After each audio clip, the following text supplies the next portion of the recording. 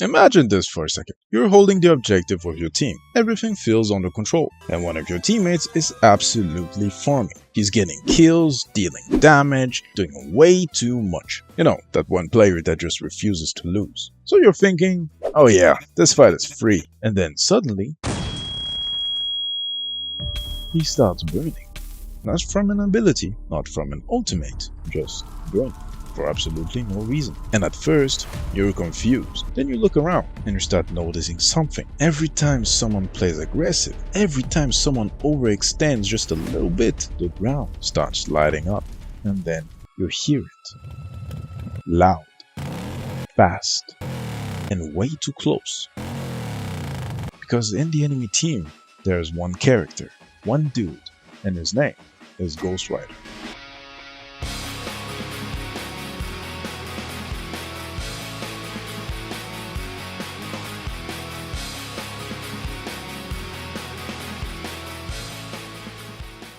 Okay, first, before designing this character, you need to understand who Ghost Rider is.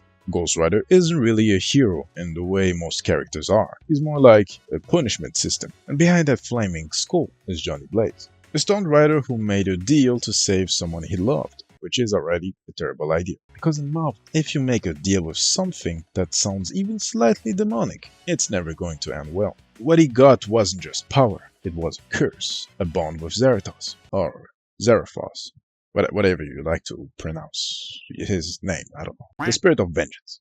And that's where Ghost Rider becomes something different. Because it's not just Johnny Blaze anymore. It's two entities sharing the same body. One of them is human, still capable of doubt, hesitation, even regret. And the other, that one, well, doesn't care. No hesitation. No, maybe he didn't mean it, you just did something. He doesn't care about why you did it, he only cares that you've done it. Simple as that. So if you bring that into Marvel Rivals, you don't design a tank that just stands there and soaks damage. You design a character that waits and then punishes the player who pushed a bit too far. So before you judge my concept, I'm going to explain you why Ghost Rider works the best as a Vanguard. But not the kind that runs in first, but the kind that lets you think you're winning and then flips the entire fight on you. And that's exactly where his passive ability comes to play.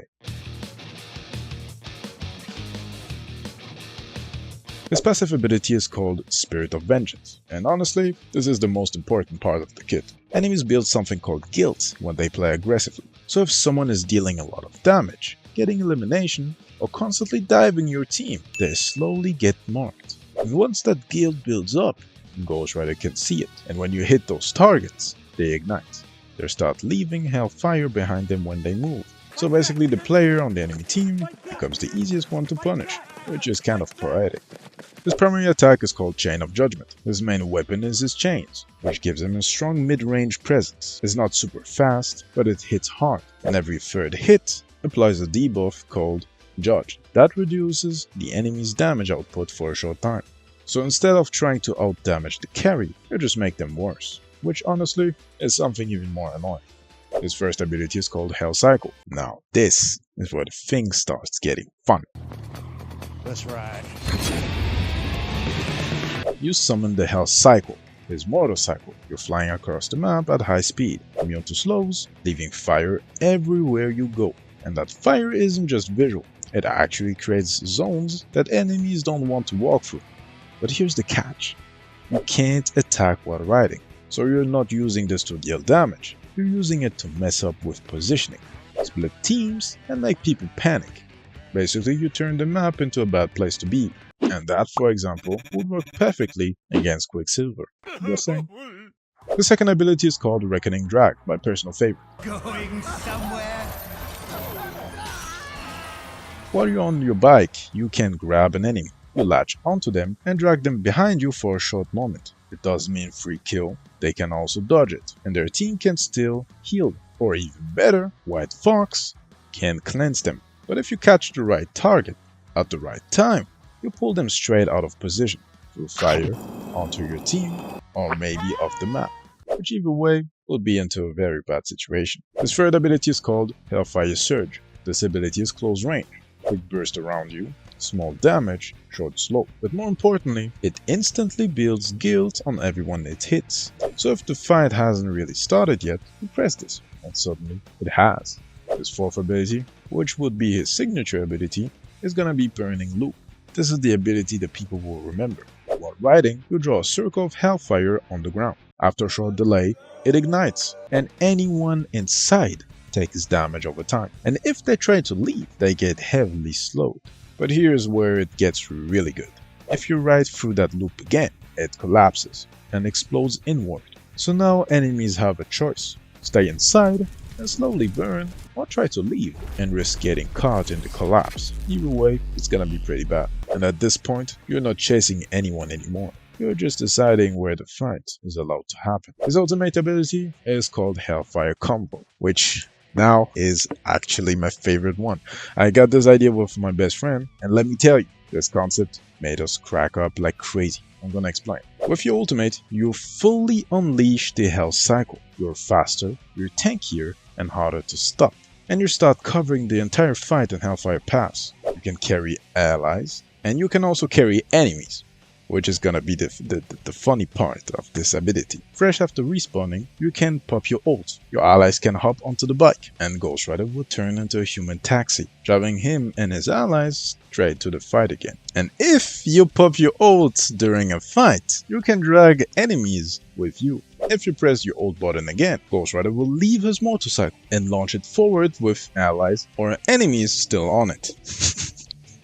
So it can actually give a funny, really funny scenario. Now I know it sounds pretty stupid, but it's really funny design. I think that it's just too funny to change. However, if you do not get off the motorcycle, the Hellfire trail that you left behind you will eventually come back, and then it explodes. So if you played it well, the final moment hits hard. For his combo, the way you should play him is pretty simple. You build guild on key targets. You activate Hell Cycle to take space. Then, if you can, you drag someone out of position. But if not, you can create a burning loop to control the fight. And then at the right time, cross the loop again to collapse it. You're not trying to overwhelm people. You're just forcing them into worse and worse decisions. Ghost Rider isn't about mechanics. He's about consequences. The more aggressive you play, the more dangerous he becomes. And the longer the fight goes on, the less control you actually have. So the real question is this: would you play Ghost Rider, or would you be the one he's coming for? Now for his design. Okay, so since he was a tank, I thought that maybe I could make him beefier and tankier than his normal physique in the comics, because in the comics he's very lean. Here I thought, hey, let's do something else. Let's make him a bit more tankier. I didn't have much time to draw, I didn't have much time to create the design. I started designing it a bit too late. I got the concept first and then the design. So I'm not that convinced, but I'm sure some of you guys will like it. I still think that it looks good and that he's still recognizable. But now I want to hear from you. Let me know if you like it. Let me know what you would change, add, or remove on his ability kit. I'm eager to see what you guys would think about this design. You guys are truly amazing. This was Bazillion, and I will see you next time.